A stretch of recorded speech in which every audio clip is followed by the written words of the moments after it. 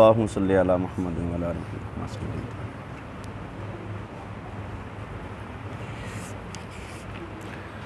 बिस्मिल्लाहिर्रहमानिर्रहीम।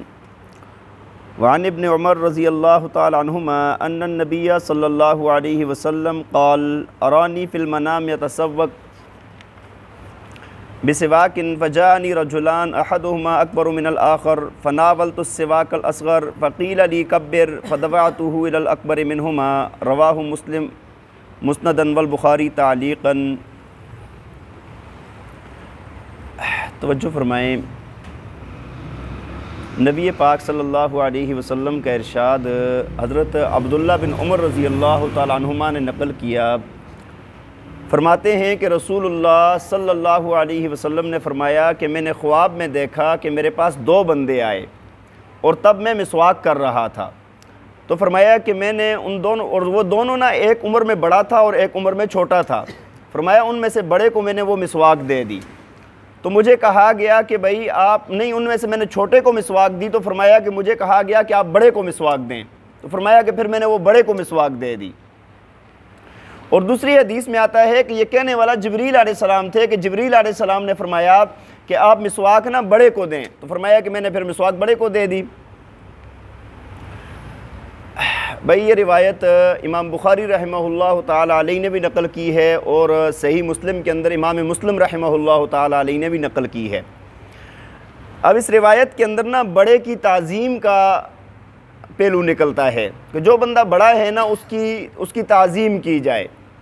देखें जितने भी मामलात हैं ना, इस्लाम ने इस बात का बहुत लिहाज रखा है कि अगर एक बंदा उम्र के अंदर बड़ा है ना तो उसका इकराम किया जाए। बल्कि हदीस शरीफ के अंदर आता है, नबी पाक सल्लल्लाहु अलैहि वसल्लम ने फरमाया कि जो बंदा बड़े का इकराम नहीं करता और छोटों पर शफ़क़त नहीं करता, फरमाया वो हम में से नहीं है।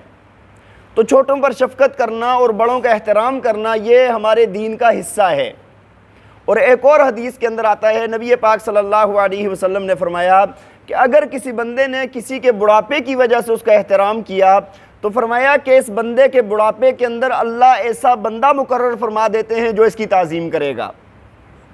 जो आज कहते हैं ना कि भाई हमें क्या है, नौजवान बिल्कुल जो है ना बिल्कुल परवाह नहीं करते बड़ों छोटों की, तो भाई इन पर जब बुढ़ापा आएगा तो तब इनकी भी परवाह नहीं की जाएगी। और इस रिवायत पर ना मुहद्दिसीन किराम ने फरमाया कि इस बंदे के उम्र के लंबा होने की भी दलील है ये।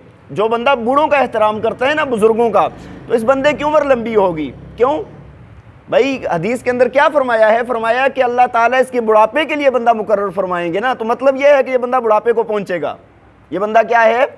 अल्लाह ताला की तरफ से ये बातें तय होती हैं तो अल्लाह ताला वो वाली सिफ़ात इंसान को अता फरमा देते हैं। इसी वजह से इस बंदे की उम्र भी क्या होती है? लंबी होती है। बाद लोग कहते हैं भाई लंबी छोटी तो नहीं, ये तो लिखी हुई है। तो भाई अल्लाह ने ये भी लिख दिया है कि ये बंदा ताज़ीम करेगा। ये बंदा क्या करेगा? ताज़ीम करेगा।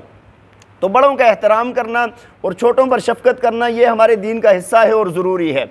हाँ, एक बात और ये ज़हन में रखें अगर एक बंदा इल्म के अंदर आगे है या अल्लाह ताला ने उसको तक़वा के अंदर या किसी चीज़ दीनी किसी मामले के अंदर अल्लाह ताला ने उसको आगे रखा है, तो फिर इसकी ताज़ीम बड़ी उम्र वाले से ज़्यादा हो जाती है। अब इसकी ताज़ीम ज़्यादा होगी। जिस तरह नबी पाक सल्लल्लाहु अलैहि वसल्लम ने हज़रत अब्बास रज़ियल्लाहु तआला अन्हुमा जो आपके चचा हैं उनसे एक मरतबा पूछा कि आप बड़े हैं या मैं बड़ा हूँ? हाँ जी, उनने फरमाया या रसूलल्लाह मरतबे के अंदर तो आप बड़े हैं, उम्र मेरी ज़्यादा है। मरतबे के अंदर तो आप बड़े हैं लेकिन उम्र मेरी ज़्यादा है। तो जिस बंदे को अल्लाह ताला ने, उलमा के लिए भी यही है। जिस तरह हदीस शरीफ के अंदर आता है ना, जब ओहद के अंदर जो सहाबा शहीद हुए, नबी अलैहिस्सलाम बाकायदा पूछते थे कि भाई इनमें से कुरान किसको ज़्यादा याद था? जिसकी तरफ बताया जाता ना इसको ज़्यादा याद था, फरमाया उसको पहले दफन किया जाता था। एक एक कब्र में दो दो सहाबी दफन किए गए थे ना, तो फरमाया कि उसको पहले रखा जाता था, उसकी ताज़ीम की वजह से इसको कुरान ज़्यादा याद है। तो ये बात है कि भाई अगर एक बंदा इल्म के अंदर ज़्यादा है उसका तो एहतराम है ही है, लेकिन वैसे हमारे यहाँ हमारे दीन का ये हिस्सा है कि जो उम्र के अंदर बड़े होते हैं उनका क्या किया जाए? एहतराम किया जाए। उनका क्या किया जाए? एहतराम किया जाए। अल्लाह ताला हमें अमल करने की तौफीक अता फरमाए। व आखिरु दावाना अनिल हम्दुलिल्लाहि रब्बिल आलमीन।